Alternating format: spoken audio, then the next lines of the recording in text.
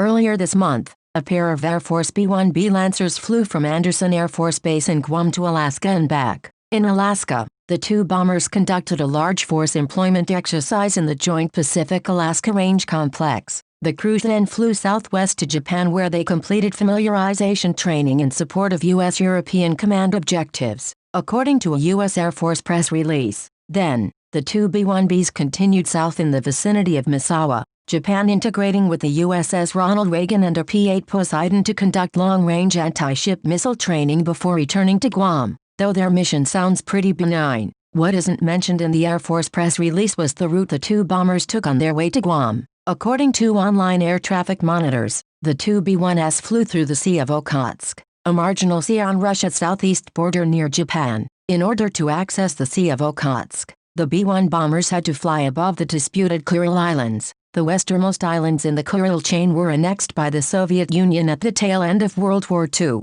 The bombers' route likely brought them a mere 20 or so kilometers from the Russian-administered islands, a strong challenge, similar to American freedom of navigation missions in the South China Sea. Though B-1s have made headlines as an effective close air support platform in Afghanistan, they were originally designed to be America's supersonic nuclear-capable bomber. Commenting for the press release, an Air Force official said that the bomber's mission was used to demonstrate our ability to hold any target at risk, anytime, and anywhere, and detailed that the training value of these sorties is irreplaceable. Our team conducted large force exercise training around Alaska with U.S. Air Force fighters. We conducted multiple standoff weapons training events, as well as integrated with U.S. naval assets along the way. From a readiness perspective, it is hard to think of a more valuable training sortie. The strike anywhere capability is especially potent from Guam, located in the western Pacific Ocean. Guam is the westernmost American-administered territory, and as such is the closest location to the South China Sea,